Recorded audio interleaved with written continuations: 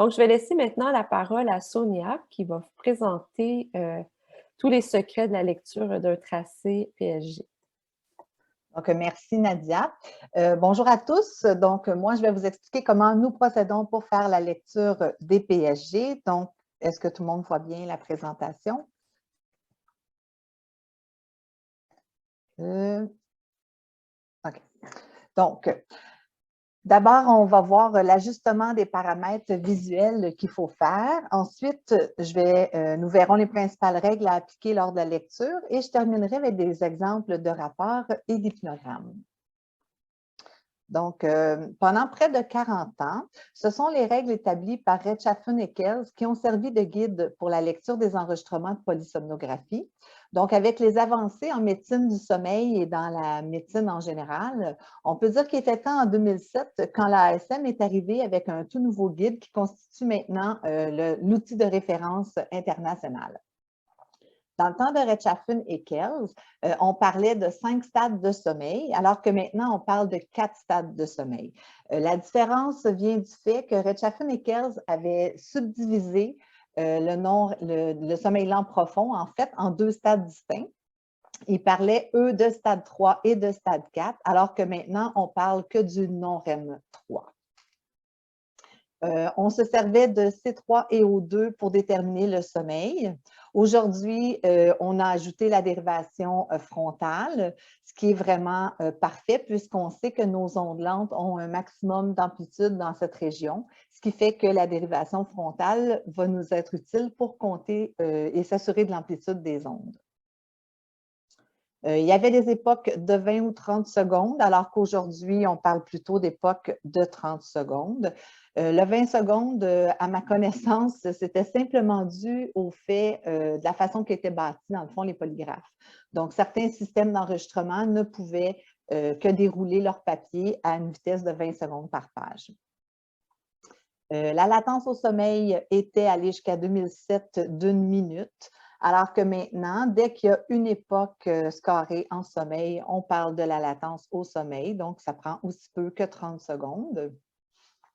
Et les règles de Rechtschaffen et Kells étaient uniformes pour tous les enregistrements, alors que l'ASM est arrivé avec beaucoup plus de spécifications.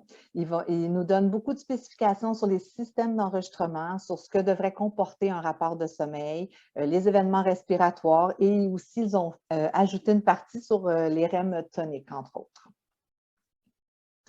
Donc, je vous fais un bref rappel sur ce que vous avez vu la semaine dernière, c'est-à-dire que les électrodes sont collées sur la tête selon le système 10-20. Le nom des électrodes débute toujours par la région, la lettre correspondant à la région où elles sont accolées, donc F pour frontal, par exemple. Un chiffre impair représente le côté gauche du cerveau, un chiffre pair à droite et les Z, la ligne médiane. Donc, avant de débuter la lecture d'un tracé, ce qui va être important, c'est d'aller ajuster nos paramètres visuels afin d'être sûr d'évaluer correctement tous les signaux. Donc, les ajustements qui vont être les plus essentiels, ça va être de s'assurer que notre EEG est à 7 microvolts par millimètre et on pourra venir réduire au besoin le filtre passe-bas. Donc, on pourrait le réduire à 35 Hz. Il va être surtout utile de le réduire pour les gens qui ont beaucoup de tonus musculaire, surtout avant l'endormissement. Donc, le tonus musculaire, ça peut souvent contaminer la dérivation EEG et de pouvoir filtrer le signal, mais ça va nous permettre de lire le rythme qui se trouve sous la fréquence musculaire.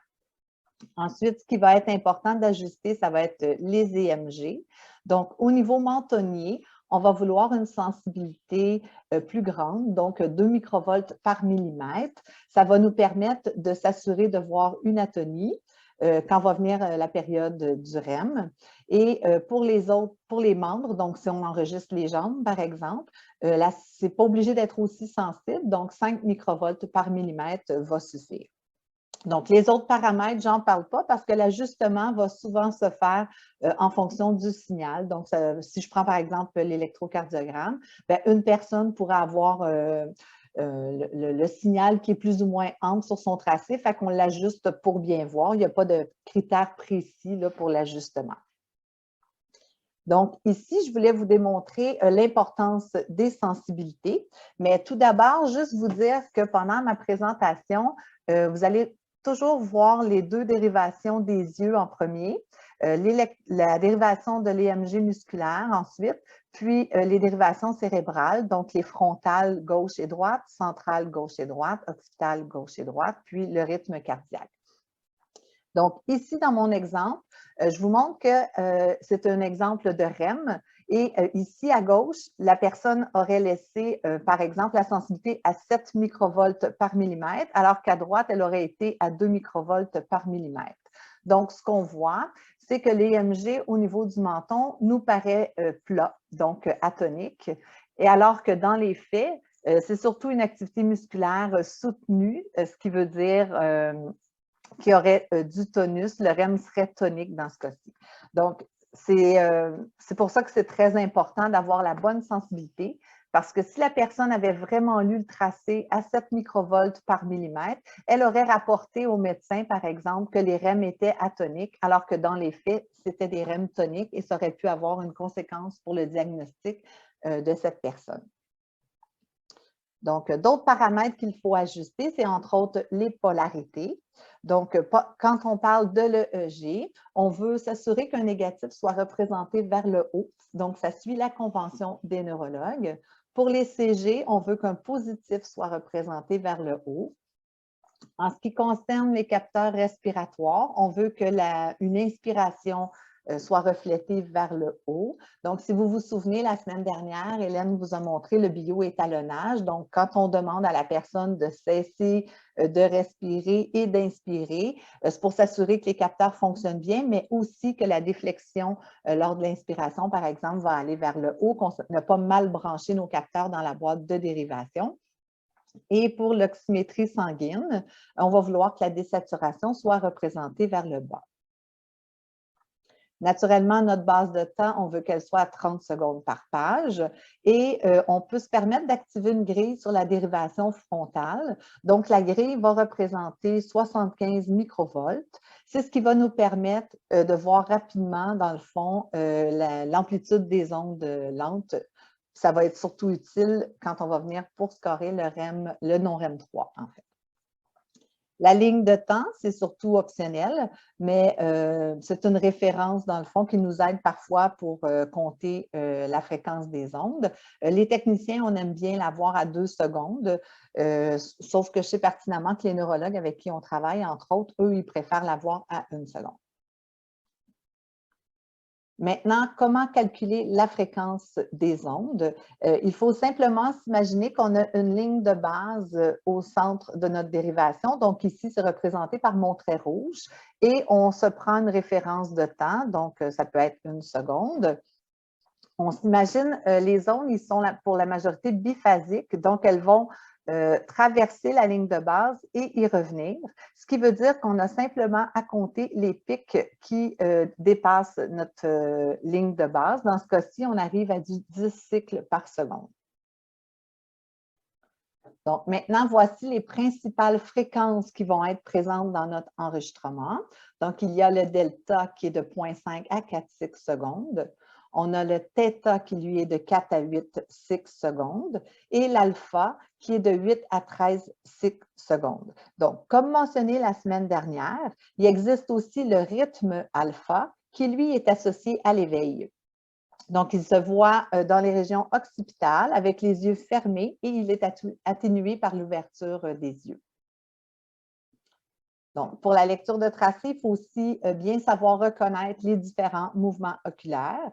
Donc, on parle des mouvements oculaires rapides, des mouvements lents et des clignements des yeux. Donc, pour les mouvements oculaires rapides, ce sont généralement des mouvements qui sont irréguliers et leur déflexion inférieure à 500 millisecondes. Ce type de mouvement, il va être présent à l'éveil et aussi lors du REM. Donc, vous pouvez voir, la pente est abrupte, donc le mouvement se fait rapidement, toujours l'oscillation. Quant au mouvement lent des yeux, ils sont assez réguliers. sinusoïdaux et leur déflexion initiale est généralement supérieure à 500 millisecondes. Ils sont présents à l'éveil lorsque les yeux sont fermés et en N1. Donc, comparativement à la diapositive précédente, donc on voit bien que la montée est plus lente et ça prend aussi plus de temps pour revenir. Donc, nous, dans notre jargon, souvent, on dit que ça fait comme des petits ballons. Quant aux mouvements palpébraux, donc ce sont des mouvements qui sont plutôt verticaux. Lors de les clignements des yeux, en fait, notre paupière se baisse et nos globes oculaires vont se déplacer vers le haut. Donc, les mouvements palpébraux, ils sont présents à l'éveil, les yeux ouverts ou fermés. Donc, à chaque fois que la personne cligne des yeux, on voit bien le petit déflexion. Donc, à partir de maintenant, nous allons voir les principales règles de l'ASM, mais ce ne sera pas complètement exhaustif. Le but n'étant pas de faire de vous des scoreurs, mais plutôt de vous permettre d'avoir une bonne idée de chacun des stades de sommeil.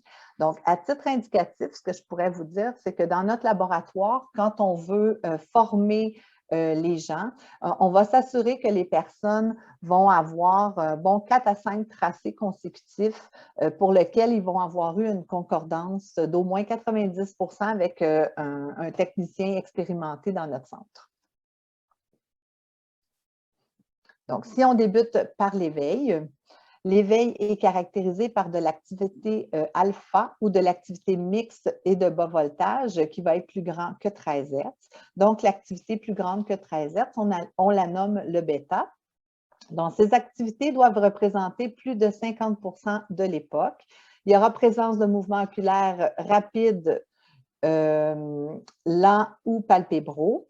Et l'activité au niveau de l'EMG mentonnier sera variable, soutenue et généralement plus ample qu'en sommeil.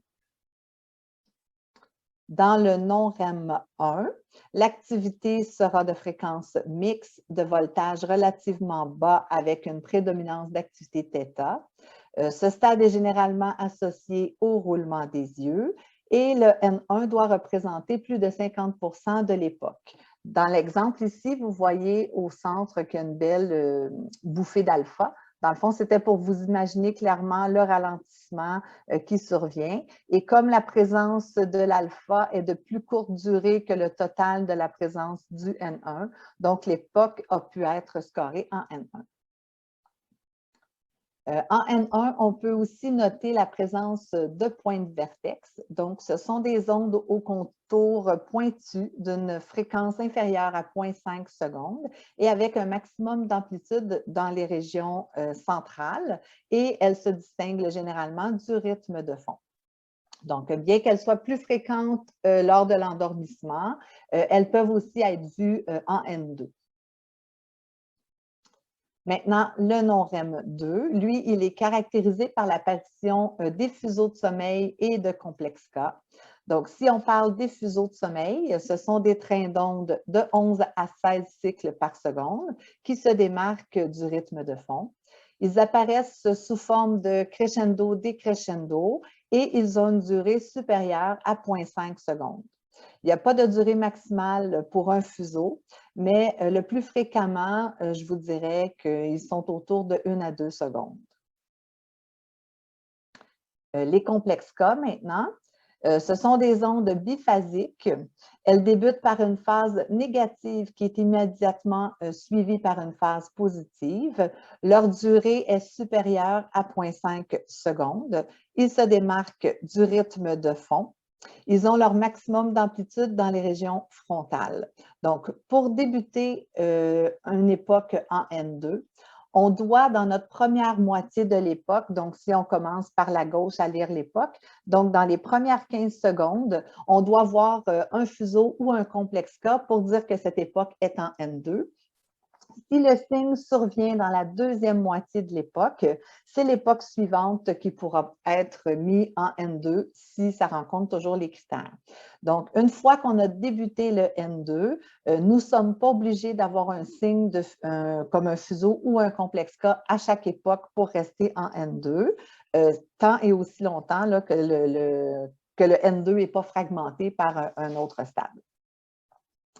Donc, le non-REM 3 maintenant, ou le sommeil lent profond, Il est attribué lorsqu'il y a plus de 20% de l'époque qui est composée d'activités à ondes lentes. Donc, 20% de l'époque, c'est égal à 6 secondes par rapport à notre 30 secondes. Donc, pour être considéré dans l'activité à ondes lentes, la fréquence des ondes doit être de 0,5 à 2 Hz et l'amplitude pic à pic doit être supérieure à 75 microvolts. Donc, l'amplitude, elle doit être mesurée sur la dérivation frontale et en référence au lobe d'oreille ou au mastoïde contralatéral. Donc, par exemple, F4M1. Et il pourrait aussi y avoir des fuseaux qui persistent en N3. Le REM ou le sommeil paradoxal, il est caractérisé par la présence simultanée, donc premièrement, d'un EEG de fréquence mixte et de faible voltage. Ça va ressembler un peu à un mélange d'éveil et de N1. Comme ici, vous voyez, il y a des fréquences alpha dans le tracé. Donc, règle générale, dans le REM, la fréquence alpha qu'on va voir, elle va être plus ou moins 1 à 2 secondes plus lente que la fréquence alpha qu'on verrait à l'éveil chez cette même personne. Donc, deuxièmement, ça nous prend les mouvements oculaires rapides. Donc, comme dit tantôt, c'est vraiment la pente et l'amplitude du mouvement n'a pas d'importance. C'est vraiment la rapidité à laquelle il s'exécute. Et troisièmement, ça va être le tonus musculaire. Donc, on va devoir avoir une atonie musculaire, c'est-à-dire que l'EMG mentonnier va être à son plus bas niveau pendant le REM. Donc, quand débuter le REM? Alors, le REM, contrairement aux autres stades, on le lit à partir de la fin de l'époque et on revient dans le temps. Donc, dès qu'on voit nos mouvements oculaires rapides, on s'assure d'avoir l'atonie musculaire et un EEG, dans le fond, qui rencontre les caractéristiques du REM. Et on revient dans le temps, tant et aussi longtemps qu'on n'a pas un signe d'un autre stade. Dans ce cas-ci, on a un complexe cas qui arrête notre REM ici. Ça pourrait être un fuseau, ça pourrait être assez d'ondes lentes pour dire qu'on est en M3, ça pourrait être carrément de l'éveil ou un trop grand tonus musculaire. Comme dans cet exemple-ci, on recule jusqu'ici, comme j'ai dit, le N2 couvre le reste de l'époque. Pour cette époque-ci, il y a plus de N2 que de REM. Je laisse en 2 et c'est l'époque suivante sur laquelle je vais débuter mon REM. Si je n'avais pas eu ce complexe cas, j'aurais pu reculer mon REM jusqu'ici.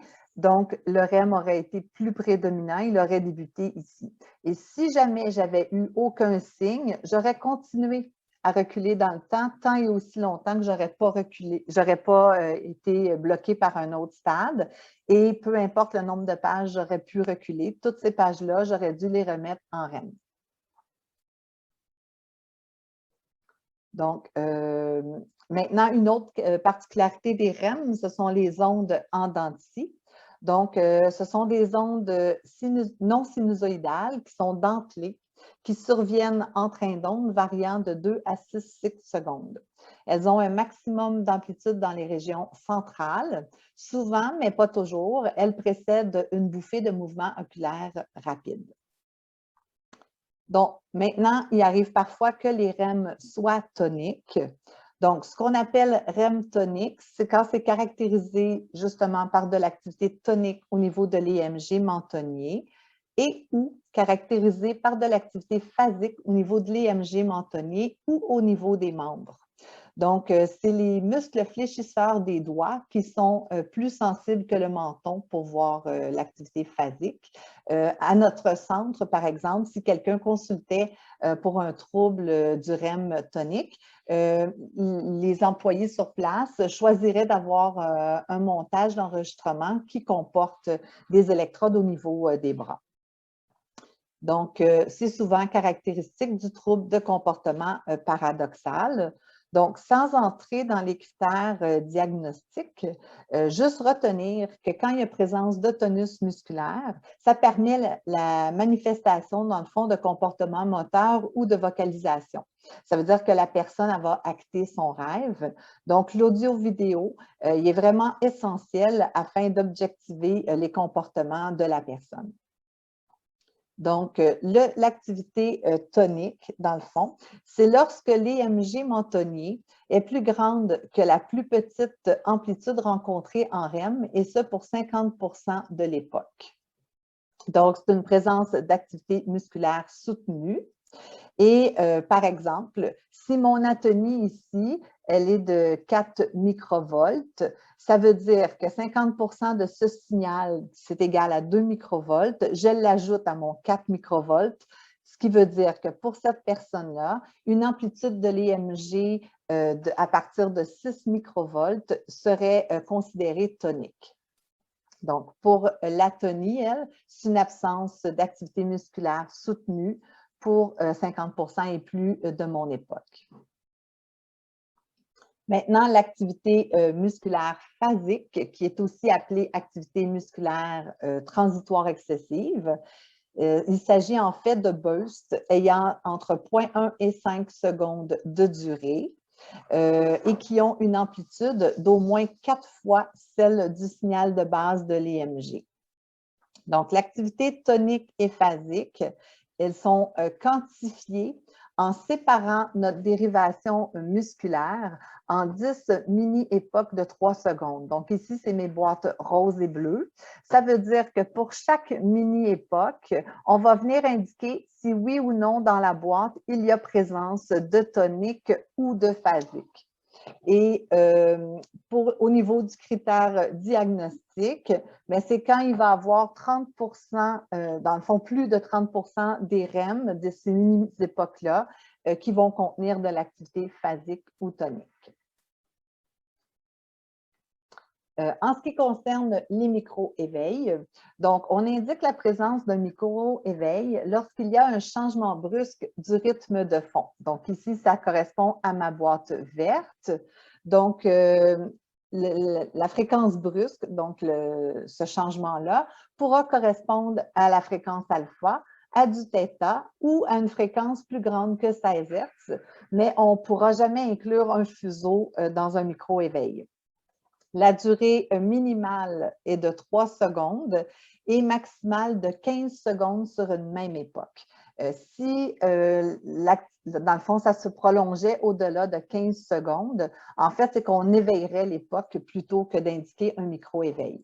Et si notre micro-éveil chevauche 2 époques, en fait, c'est qu'on va accepter qu'il y ait 15 secondes sur chacune des époques. Sinon, encore une fois, au-delà du 15 secondes, on va carrément éveiller la personne, ce qui fait qu'au total, un micro-éveil pourrait avoir jusqu'à 30 secondes de durée.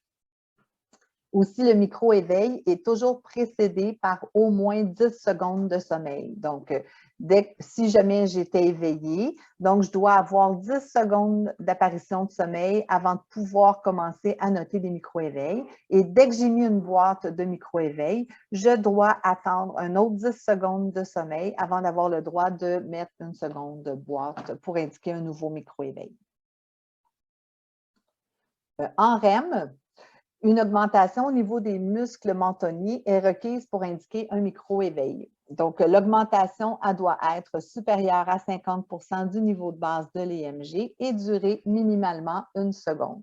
Donc, tantôt, si vous vous rappelez, j'ai dit qu'il y avait souvent de la fréquence alpha dans le REM. Donc, c'est pour ça que, dans le fond, l'activation musculaire est requise pour ne pas justement confondre avec juste la présence d'alpha qui correspondrait à la période REM. Ensuite, les particularités d'un tracé, c'est quand il y a entre autres plusieurs stades qui semblent être présents sur l'époque.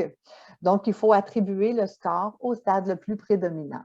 Donc, ici, on a 12 secondes de N2, suivi de 4,5 secondes d'éveil et de 13,5 secondes de N1, ce qui fait que cette époque-ci, on doit la mettre en N1 malgré la présence des 3 stades. Donc, maintenant, si on fait le survol de la PSG, donc si on avait 8 heures d'enregistrement, ça correspond à 480 minutes, donc 960 époques de 30 secondes. Ce qui veut dire que la personne, le scoreur qu'on appelle, qui aurait lu le tracé, aurait eu 960 fois à décider s'il met de l'éveil ou du sommeil, et s'il met du sommeil, quel stade de sommeil. c'est ça. Donc, généralement, excusez-moi, une nuit de 8 heures va correspondre à 3 à 5 cycles secondes. Donc, ce que je voulais vous dire aussi, quand j'ai bafouillé, en fait, c'est une fois qu'on a scoré toutes nos époques de sommeil, on va revoir le tracé pour aller lire les événements respiratoires et on va aussi le revoir par la suite pour aller indiquer les mouvements de jambes qui sont présents dans le tracé. Donc, comme vous voyez, c'est beaucoup de travail. Sonia, j'aurais Oui, une question pour toi. Justement, tu parles de beaucoup de travail. Donc, pour un scoreur expérimenté comme toi puis Hélène, combien ça prend de temps juste pour aller identifier donc tes 960 fenêtres que tu vois à l'écran, donc aller identifier le stade de sommeil? donc ça va varier. Règle générale, un tracé d'un jeune sujet sain, ça peut nous prendre 45 minutes pour cette étape, mais plus il va avoir une pathologie complexe, plus ça va nous prendre du temps. Donc, entre autres, si je reparle, vu que j'en ai parlé un peu tantôt, le trouble comportement sommeil paradoxal, chez ces personnes-là, le tracé de sommeil il est souvent plus difficile à lire et le fait aussi que les REM soient toniques, c'est aussi plus difficile, fait que c'est des tracés qui vont demander plus de temps. Fait que, un sujet sain, c'est 45 minutes, mais comme je disais, ça ne compte pas les événements respiratoires, les mouvements de jambes, tout ça. Fait que lire un tracé au total, ça peut avoir un bon 2 heures, là, et plus si la pathologie est très sévère.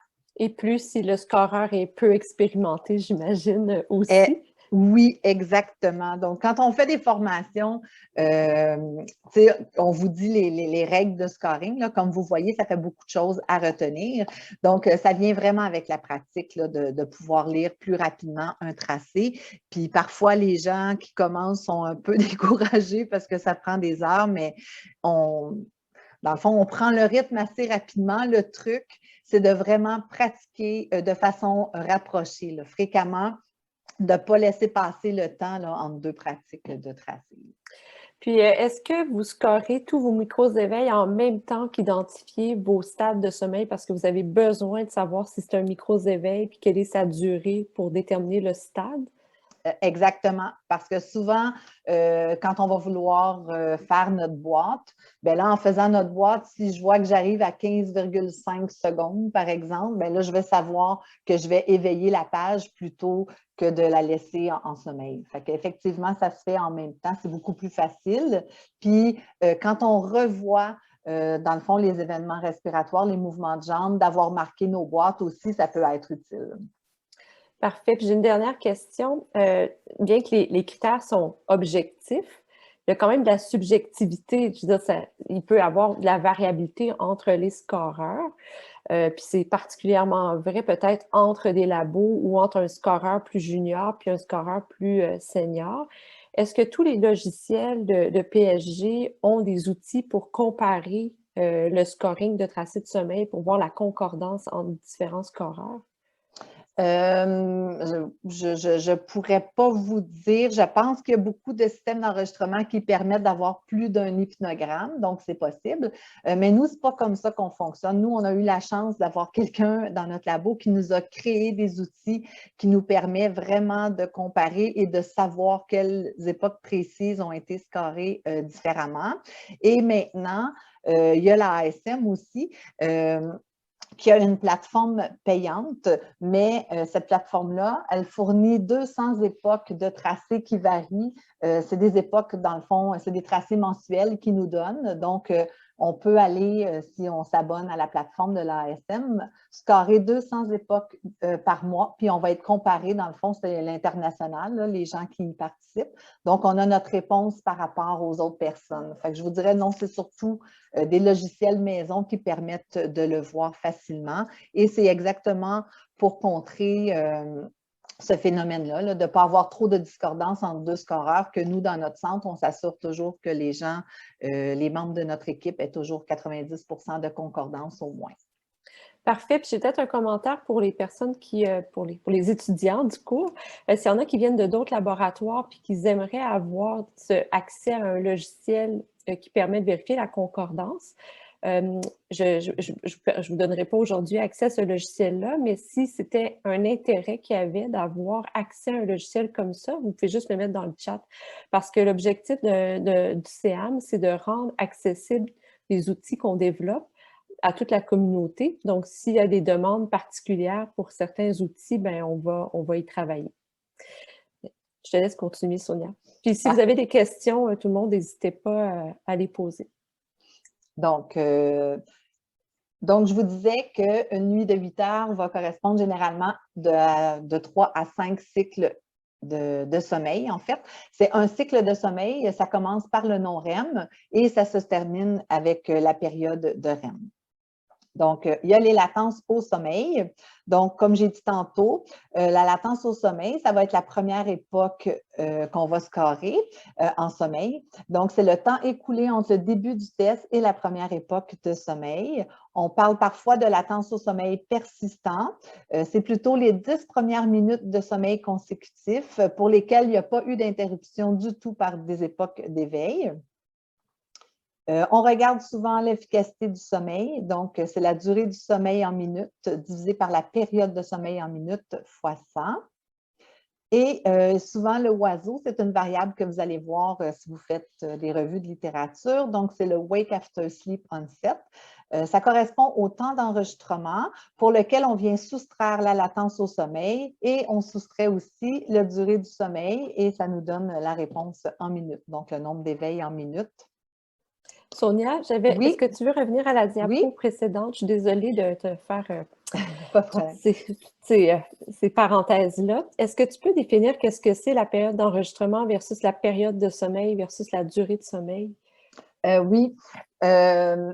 Donc, la période d'enregistrement, c'est à partir du moment où on ferme les lumières, aller jusqu'à l'ouverture des lumières. Donc, c'est vraiment la durée du test en tant que tel. La période de sommeil, elle, ça va être à partir du moment qu'on a mis une époque de sommeil, donc un stade de sommeil, aller jusqu'à la dernière époque de sommeil. Et qu'est-ce que tu m'as demandé? La durée de sommeil. La durée du sommeil, dans le fond, c'est sur la période de sommeil, c'est le nombre de minutes totales de sommeil qu'on a eu pendant cette période-là. Est-ce que c'est parfait? Est-ce qu'il y a d'autres questions? C'est parfait. C'était assez clair? Okay. Très clair. D'accord, merci. Donc, je continue. Donc, maintenant, je vais vous montrer quelques informations qui sont présentes dans les rapports du sommeil, donc, entre autres, les rapports qu'on a, nous, ici, au CEAMS. Donc, il y a les différentes latences, pardon. Donc, ici, vous voyez que la latence au sommeil est de 21 minutes. Si vous regardez ici, vous avez les différentes latences pour chacun des stades. On voit que la latence au N1 est aussi de 21 minutes, ce qui veut dire, dans le fond, que cette personne-là, quand elle s'est endormie, le premier stade de sommeil qu'on a indiqué, ça a été du N1. Et comme on voit que la latence au sommeil persistant est de 21 minutes également, ça veut dire aussi que quand la personne s'est endormie, elle a aussitôt eu 10 minutes de sommeil sans interruption d'éveil. Donc, il y a aussi l'efficacité de sommeil qui apparaît ici, donc la durée du sommeil.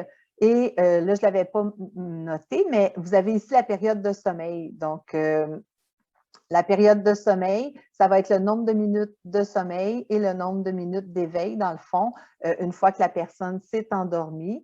Et au bas, vous avez la durée de l'enregistrement.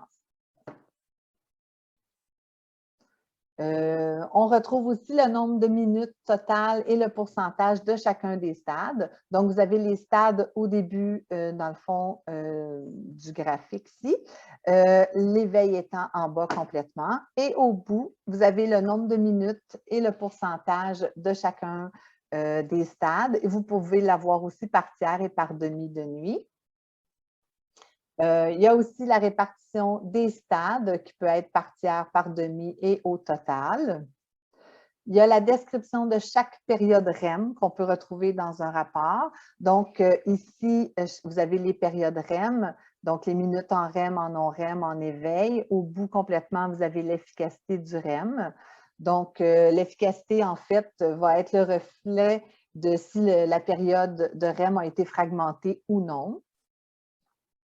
Il existe aussi la matrice de transition des stades. Donc, si on prend par exemple le N2 ici, ce que ça nous indique, c'est qu'il y a 10 fois pendant l'enregistrement, la personne est passée du N2 au stade éveil. Il y a 40 fois, par exemple, que la personne est passée du stade N2 au stade N3. Donc, c'est comme ça pour tous les stades. Et dans nos rapports de sommeil, naturellement, vous pourriez avoir aussi les résultats et les graphiques qui correspondent à tout ce qu'on va avoir noté pendant l'enregistrement, c'est-à-dire les micro-éveils, les événements respiratoires, les mouvements des jambes. Et toutes ces informations-là qui sont contenues dans les tracés de sommeil peuvent être exportées dans un fichier CSV, puis ainsi permettre facilement, dans le fond, de compiler les résultats statistiques. Maintenant, les hypnogrammes. Donc, l'hypnogramme, il est le complément du rapport de sommeil. Il reproduit graphiquement ce que le rapport nous rapporte en chiffres précis. Donc, avec l'hypnogramme, on voit en un coup d'œil le résultat de la polysomnographie.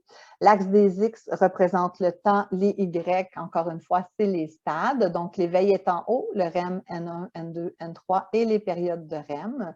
Donc, comme je disais tantôt, les cycles de sommeil vont commencer avec le non-REM et va se terminer avec la fin de la première période REM. Et ça va se répéter comme ça dans la nuit. Donc ici, on voit très clairement que la personne a eu 6 cycles de sommeil, le dernier cycle étant incomplet puisqu'elle a été éveillée avant que la période REM apparaisse.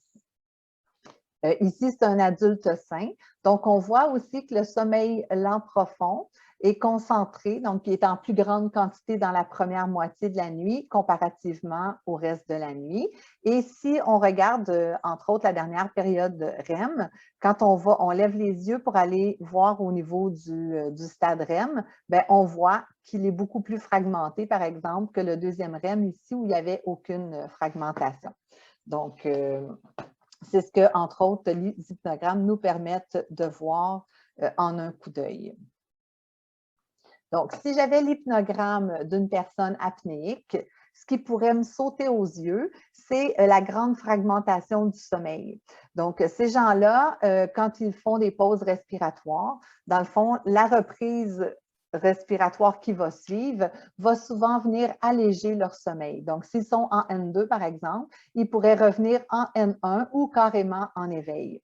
Donc, la grande fragmentation, ce que ça va faire, c'est que ça va souvent les empêcher d'atteindre le sommeil lent profond. Donc, il va souvent avoir peu ou pas de sommeil lent profond, du moins en plus petite quantité qu'une nuit normale. Et aussi, ce que ça pourrait avoir pour effet, c'est de ralentir l'apparition de la période REM. Donc, dans une nuit normale, un REM apparaît généralement au bout de 90 à 120 minutes. Donc, ici, on voit que ça a pris beaucoup plus de temps pour atteindre ce stade. Et chez le narcoleptique, donc la narcolepsie, c'est une hypersomnie. Les sujets qui en sont atteints ont souvent des accès subis de sommeil. Donc, ce qui peut être caractéristique chez ces gens-là, c'est d'avoir l'apparition d'un REM prématuré. Donc, souvent, la personne pourrait carrément s'endormir en REM. Règle générale, le REM arrive là, aussitôt que dans les 10 premières minutes de la nuit d'enregistrement. Donc, ce qu'il faut par contre retenir, c'est bien que je vous montre des hypnogrammes en vous donnant, en vous parlant un peu de pathologie. On ne peut jamais, à partir d'un hypnogramme, diagnostiquer quelqu'un. Ça nous prend absolument l'histoire clinique là, pour conclure à un diagnostic quelconque. Donc, ici, ce qui nous frappe, c'est la longue latence au sommeil, donc un bon 3 heures, ce qui nous laisse croire à une insomnie initiale. Maintenant, j'aimerais savoir s'il y a quelqu'un qui serait prêt à se risquer et me dire quelle pourrait être l'efficacité de sommeil dans ce tracé.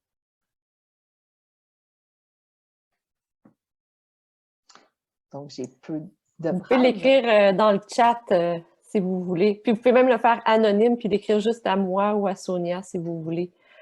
Donc, je vais vous donner un indice. C'est 54 ou 96,5 %.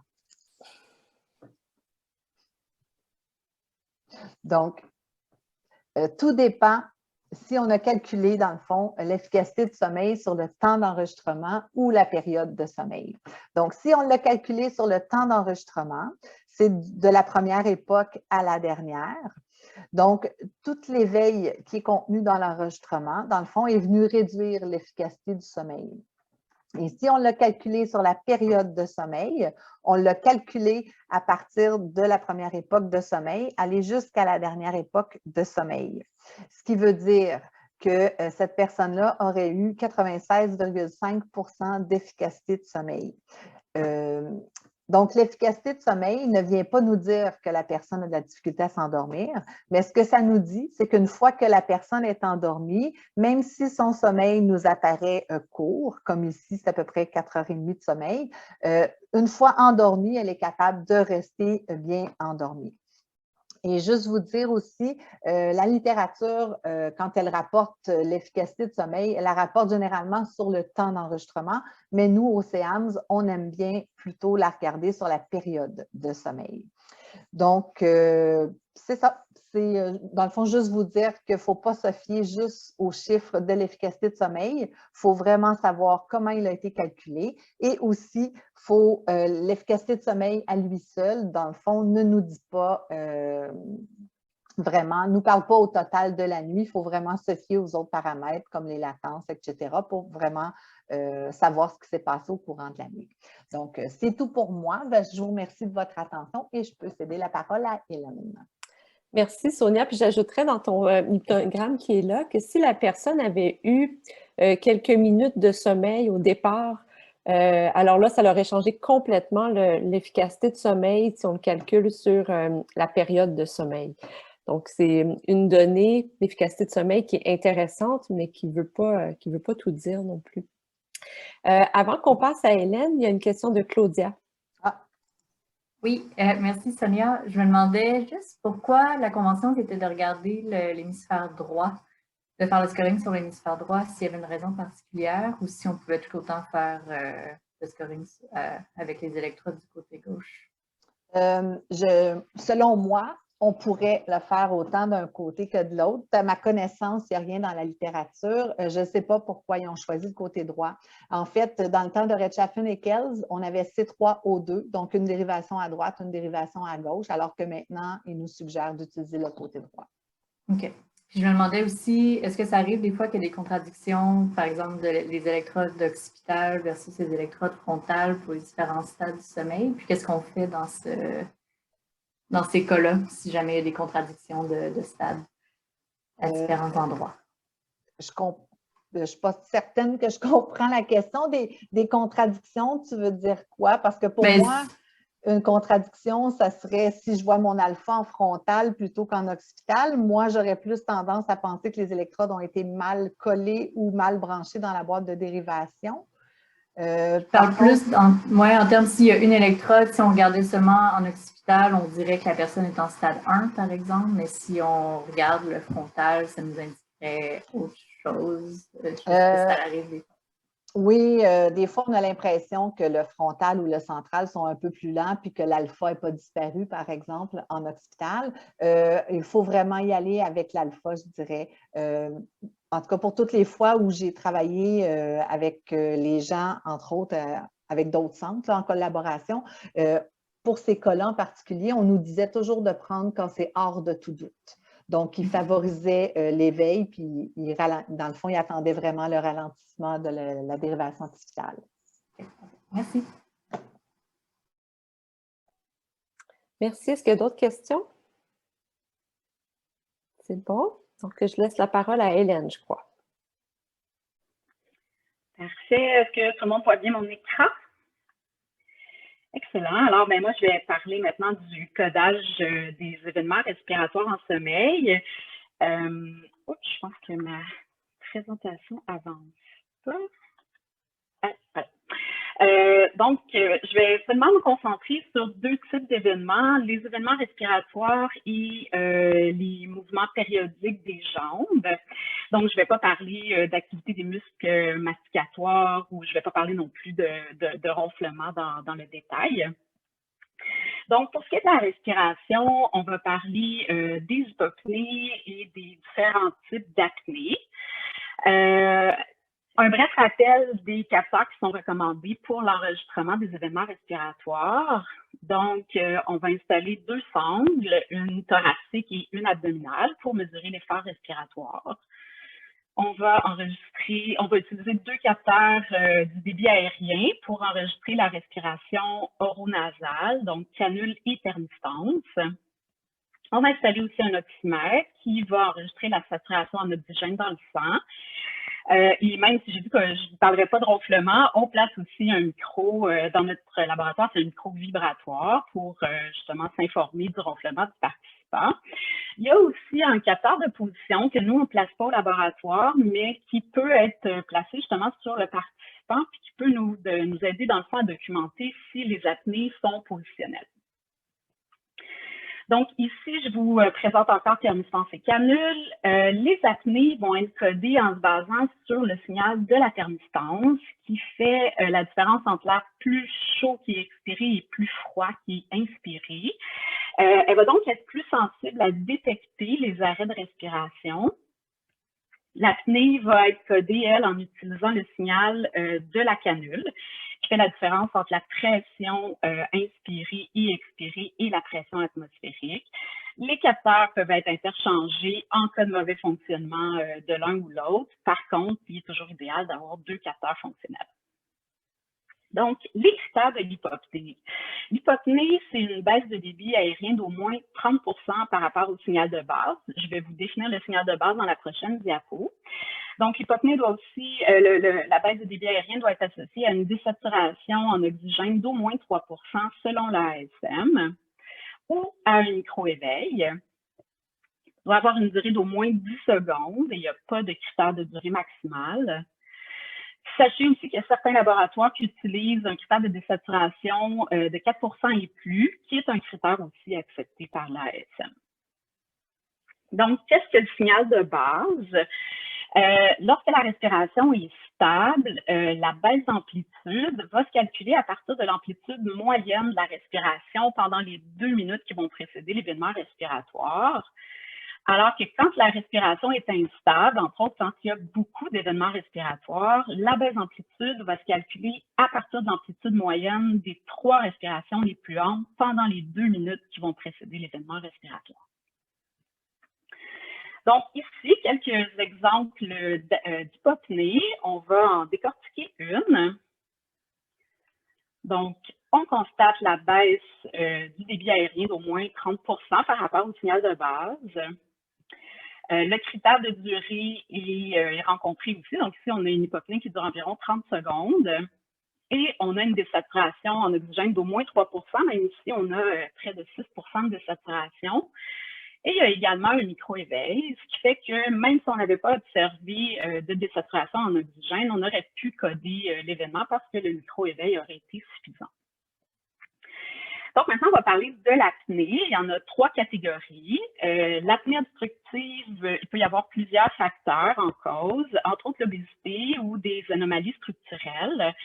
Il y a certains muscles de la gorge pendant une apnée certains muscles de la gorge qui vont se relâcher et les voies aériennes supérieures vont se bloquer, ce qui va entraîner l'interruption du débit respiratoire et une baisse d'oxygène dans le sang. L'apnée obstructive nécessite donc un effort constant des muscles abdominaux et thoraciques pour lutter contre l'obstruction.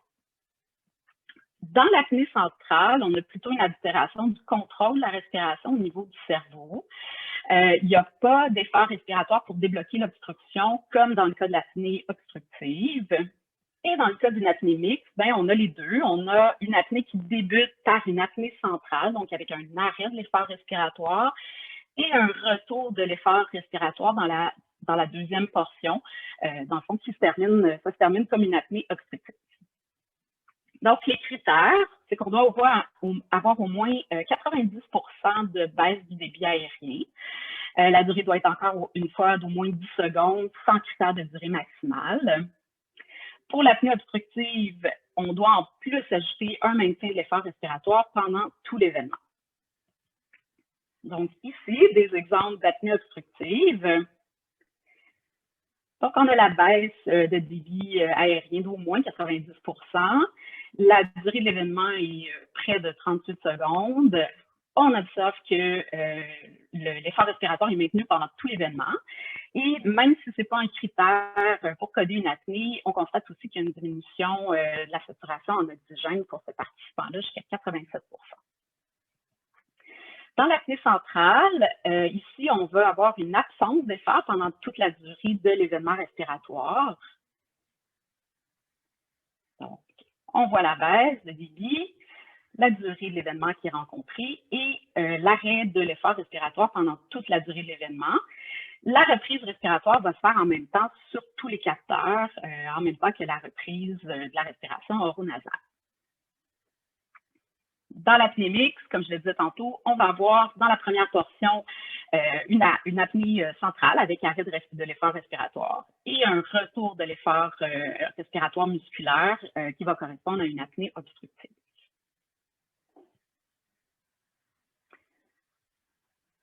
Donc, ici, on constate l'arrêt complet de l'effort respiratoire, la reprise de l'effort et ensuite, même, on pourrait dire une reprise de l'effort, une reprise respiratoire explosive.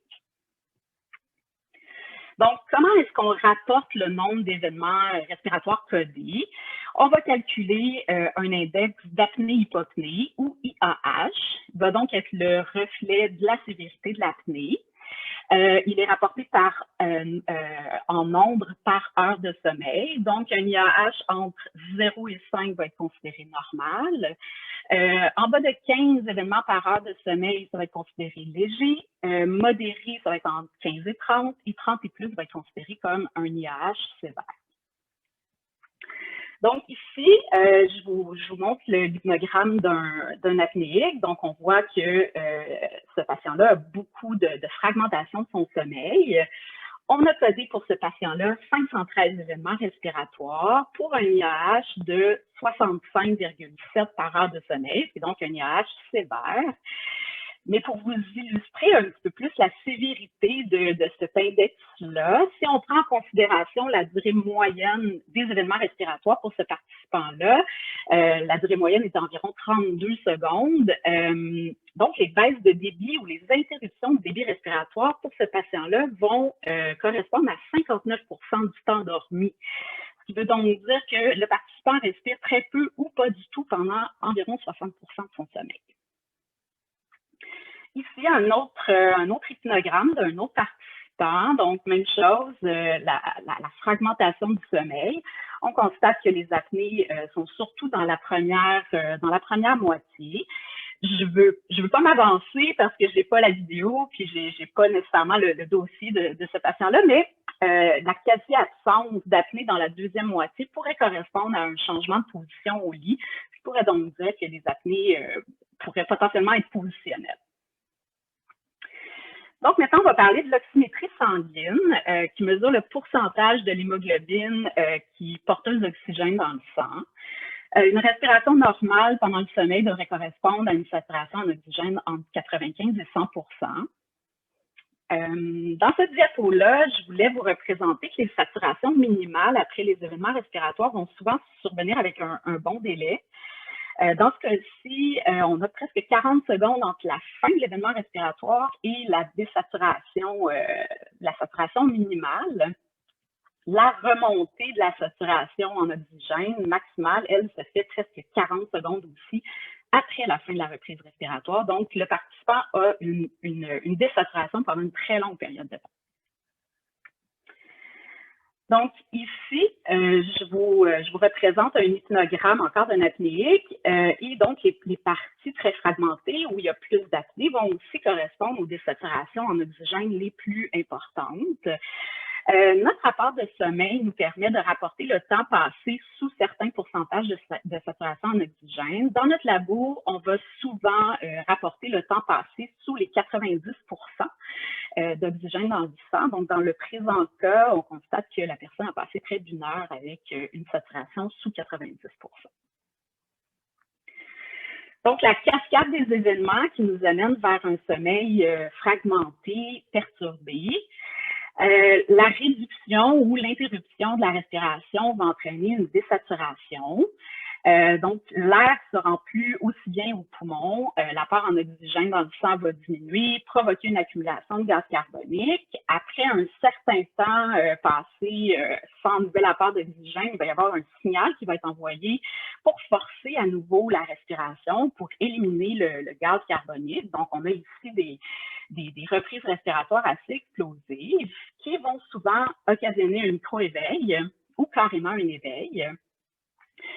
Donc, la cascade d'événements va souvent aussi s'accompagner de mouvements de jambes. Au final, la répétition de ce patron d'événements-là va faire en sorte que le sommeil de la personne va être particulièrement affecté. Ici, donc, la plupart des tracés que je vous ai montrés ne comportaient pas de dérivation cardiaque. Voici un exemple de ce qui se passe au niveau de la fréquence cardiaque pendant une apnée. Donc, la fréquence cardiaque est identifiée dans la dernière dérivation. On voit dans les deux cercles que la fréquence cardiaque plutôt va s'accélérer au moment où la saturation va chuter. Donc, on le voit ce patron-là qui se répète à chacun des événements, ce qui veut donc dire qu'il y a aussi un impact sur tout le système cardio-respiratoire. Très rapidement, sans même vous montrer d'exemple, je vais juste vous le mentionner parce que c'est un terme qu'on croise fréquemment aussi dans les articles. Les éveils sont liés à un effort respiratoire, en anglais appelé RERA.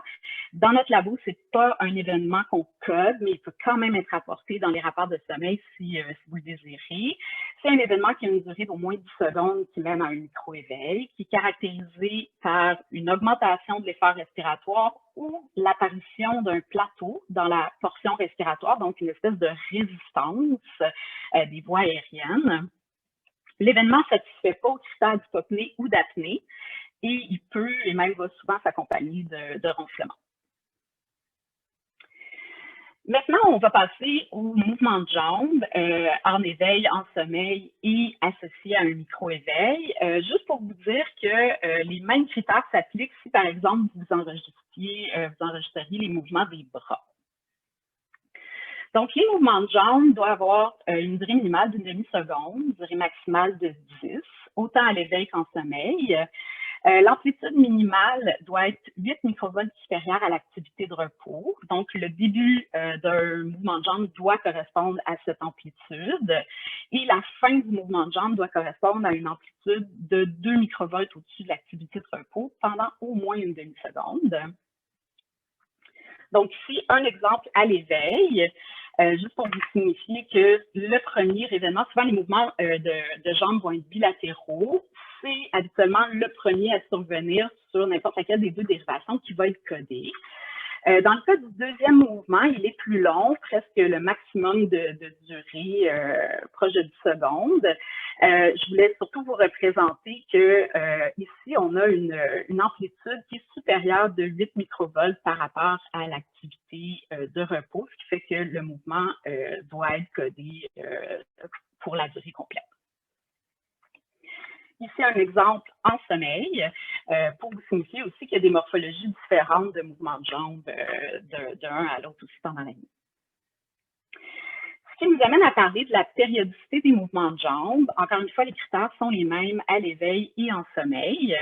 Donc, pour faire partie d'une périodicité, on doit avoir 4 mouvements de jambes consécutifs qui vont être séparés par un intervalle minimal début à début de 5 secondes et maximal début à début de 90 secondes. Et les mouvements de 2 jambes séparés par au moins 5 secondes début à début vont être considérés comme un seul mouvement de jambe. Hélène? Oui? Je réalise qu'on... Ah, c'est super beau comme image, ça. Mais je réalise qu'on n'a pas expliqué pourquoi on score les mouvements de jambes. Ah. Peut-être qu'on peut seulement dire, puis c'est vrai qu'il y a tellement de notions à savoir en sommeil, là. Donc, les mouvements de jambes surviennent parfois dans un contexte de syndrome de jambes sans repos, où on va voir à la fois à l'éveil et en sommeil des mouvements périodiques des jambes. Comme on le voit ici, on voit bien que c'est périodique, ils arrivent à des intervalles relativement réguliers. Et ça, c'est associé à des difficultés à s'endormir et parfois une fragmentation du sommeil. Donc, c'est pour ça que dans tous les tracés de sommeil, non seulement on va scorer, on score les mouvements de jambes, on score les mouvements périodiques des jambes, tout comme on score les apnées, les hypopnées pour documenter est-ce que la personne fait de l'apnée, est-ce que la personne a des mouvements périodiques des jambes. Mais on ne l'avait pas dit, donc je me permets de le dire. Tu peux rajouter autre chose. C'est un élément important. Donc ici, effectivement, 4 mouvements qui font partie d'une série de mouvements périodiques avec un intervalle début à début entre 5 et 90 secondes, même ici, on a plus une périodicité aux alentours de 30 à 40 secondes entre chaque mouvement. Donc, les mouvements périodiques peuvent aussi être associés à un micro-éveil, donc un allègement du sommeil. Les micro-éveils doivent se produire dans un maximum d'une demi-seconde avant ou après le mouvement de jambe pour être considérés comme étant associés au mouvement de jambe. Il y a un index d'association entre les deux événements, donc un nombre par heure de sommeil qui peut être calculé et qui va refléter la perturbation du sommeil qui est engendrée par les mouvements périodiques des jambes. Donc, les mouvements de jambes associés ou pas, quand c'est en même temps qu'un événement respiratoire, un mouvement de jambe ne doit pas être codé s'il survient une demi-seconde avant ou après un événement respiratoire, ce qui pourrait donc mettre fin à une périodicité. Et quand il est associé à un micro-éveil, peu importe que le mouvement de jambe ou le micro-éveil arrive en premier, ils vont être associés s'ils se produisent à l'intérieur de 5 secondes avant le début ou la fin de l'autre. Dans notre laboratoire, tous les mouvements sont codés. C'est notre logiciel qui génère les rapports qui va exclure automatiquement les mouvements qui ne font pas partie d'une périodicité ou qui va faire l'association avec les micro-éveils. Donc, ici, pour terminer, un hypnogramme qui représente les mouvements des jambes. Ici, ça va être pour les mouvements des jambes en sommeil. On voit qu'ils sont concentrés surtout dans le premier tiers, justement lorsque le patient a un sommeil un petit peu plus consolidé. On voit sur l'axe des Y le temps écoulé. Ici plutôt, on voit aussi ici sur l'axe des X, le temps écoulé, sur l'axe des Y, l'intervalle entre chacun des mouvements. Calculé sur l'ensemble du temps dormi, dans ce cas-ci, c'est 5 heures 14 minutes. L'index de mouvement périodique est de 103,4 par heure de sommeil. Et ici, pour le même participant, on constate que les mouvements sont surtout concentrés dans cette période d'éveil-là, qui est un très long bloc d'éveil d'environ 1h30. Ils étaient au nombre de 300 au total de la nuit à l'éveil. Donc, calculé sur la période d'éveil de 2h30 environ, on a un IAH de 120,8 par heure de sommeil. Donc, ce sont des chiffres quand même plutôt élevés qui peuvent amener une perturbation puis un dérangement du sommeil ou une difficulté à s'endormir lorsqu'on est justement à l'éveil. Et voilà.